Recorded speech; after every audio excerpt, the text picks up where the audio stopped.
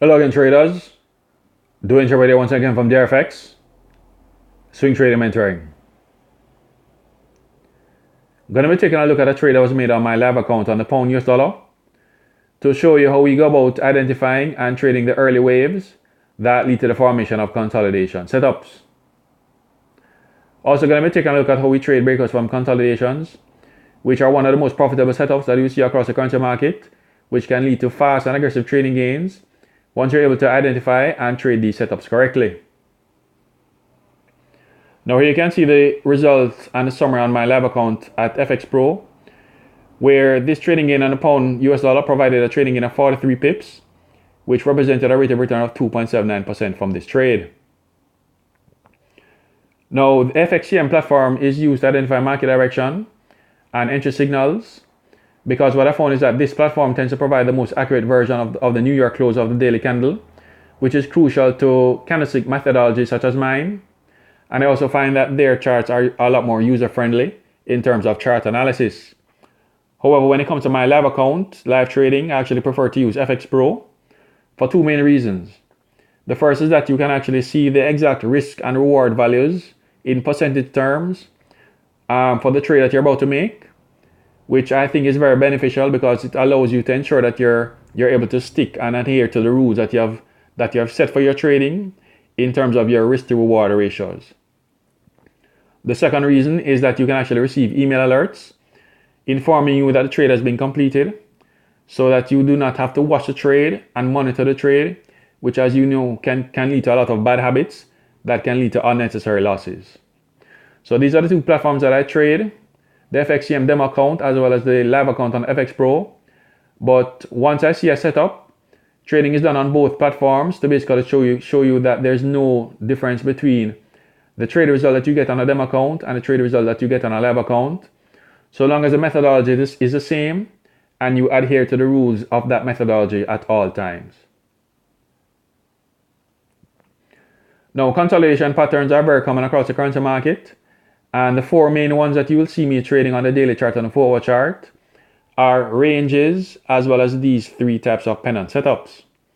So what is done is to identify the formation of these setups, trade the early waves that lead to the formation of these setups, continue to trade them between resistance and support until the breakout finally takes place either above resistance or below support.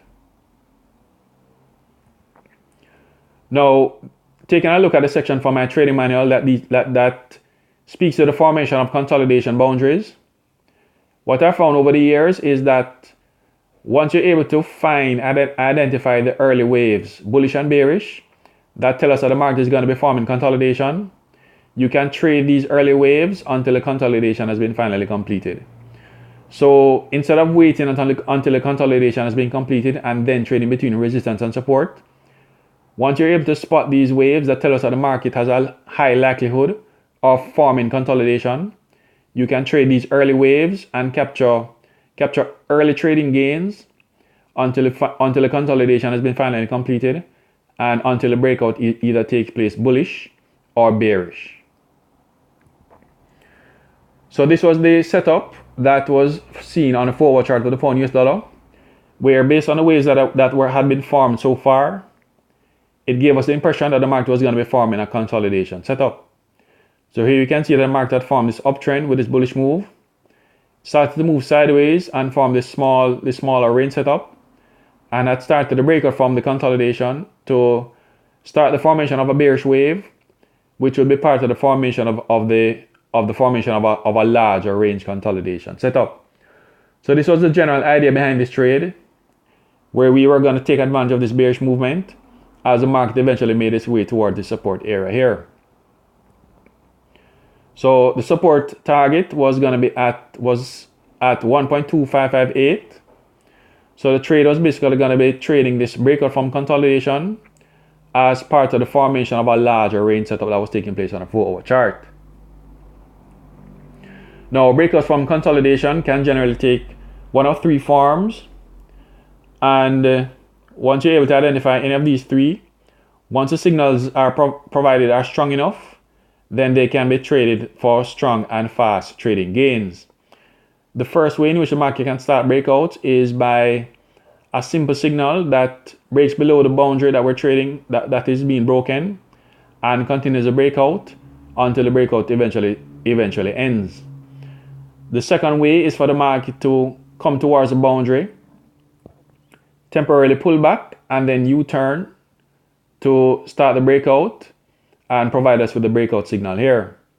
And the third way is for the market to start the breakout below the boundary, U-turn and test the broken boundary before U-turning to start the breakout. Of course, the same concept, these three ways can also be seen if the market is starting a breakout above resistance as well. Now, the way in which the market was breaking up from this range setup on the pound US dollar was the second one, where the market as you can see here, the market hit the boundary, pull back, and even move sideways a little bit, and then U-turn to provide us with a breakout signal below support. Now, to protect the trade and ensure that we're able to stay in the trade and withstand temporary pullbacks until the trading target has been hit, what we do here is to identify where the market has formed resistance points and draw our trend line and use this trend line as part to place our stop loss. Trend lines, downtrend lines or uptrend lines, whether they are formed as part of a trending market or part of a breakout from a consolidation, once these trend lines are strong enough, they can be used to protect our trade and ensure that we're able to withstand temporary pullbacks until the trading target has been hit. So this was the trade setup to take advantage of this bearish movement. Entry taking place at the close of this bearish candle. Target set at the support boundary of 1.2558. Sorry about that noise. Busy area around this office. Stop loss was placed above the downtrend line that was formed as part of the breakout from the consolidation. And expectation was that the market was going to be continuing the bearish movement. And as you can see here, the market eventually continued the bearish movement, hitting the trading target at the support point of 1.2558. And as you can see here, the market did in fact move sideways a little bit in losing momentum. There was a little bit of a bullish movement, but this was eventually taken out as the market resumed the bearish movement and hit our trading target. And of course, you can also see the result here on my live account with EXPRO as the market hit the trading target at support, and you can actually see that the market continued the movement bearish below the support point. Now, even though the market continued the support point, that is one of the traps that the market can set for us that can lead to unexpected reversals if we do not obey the rule of exiting our trades at major resistance and support points. Now here you can see that the market, shortly after it broke below the support point, it eventually U-turned and started the movement that broke above this downtrend line, and started the movement bullish in favor of the pound. And this bullish movement, was in sync with what we projected in terms of the formation of the consolidation setup. But the most important point to get from this is that sometimes the market will break below support, but this does not necessarily always mean that the market is going to be continuing the movement bearish. So sometimes it takes a little bit longer for the market to actually respond to the support boundary, but eventually the market will respond in most cases and pull back and start these opposing movements.